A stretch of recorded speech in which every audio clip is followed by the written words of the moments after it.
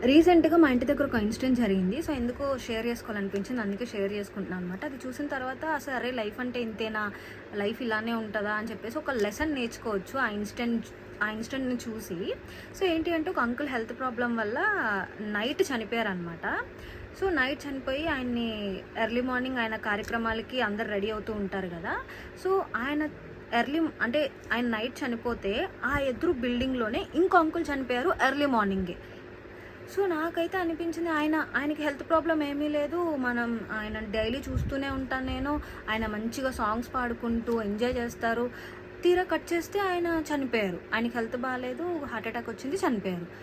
నాకు అది ఆ ఇన్సిడెంట్ చూసిన తర్వాత అనిపించింది అసలా ఈ లైఫ్ గురించైనా మనం ఇంత కొట్లాటలు, ఇంత కుళ్ళు కుతంత్రాలు దీని గురించేనా అసలు నీటి బుడగ వంటి లైఫ్‌కి మనం ఎందుకు ఇంతలాగాన కుళ్ళు పడిపోవడం, ఎనకాల గోతులు తవ్వేసేయడం, ఆళ్ళని తిట్టడం, వీళ్ళని తిట్టడం, ఆళ్ళ మీద ఏమంటారు కోపాన్ని పెంచేసుకోవడం. ఎందుకు అనిపించింది నాకైతే నిజంగా.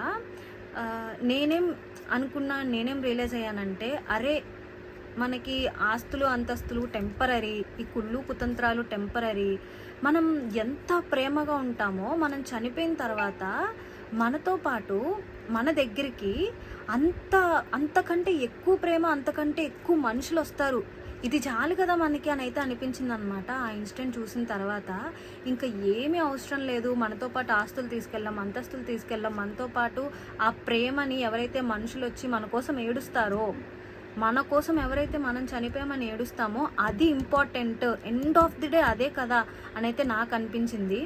సో, అదే అనమాట. సో, ఎవరు ఉన్న లైఫ్‌ని హ్యాపీగా ఎంజాయ్ చేయండి. ప్రేమగా ఉండండి, సంతోషంగా ఉండండి. ఎండ్ ఆఫ్ ది డే మనకేం కావాలో అదొక్కసారి థింక్ చేస్తే ఖతం ఇంకా మనం ఇంకా హ్యాపీగా ఉంటామనైతే నాకు అనిపించిందనమాట.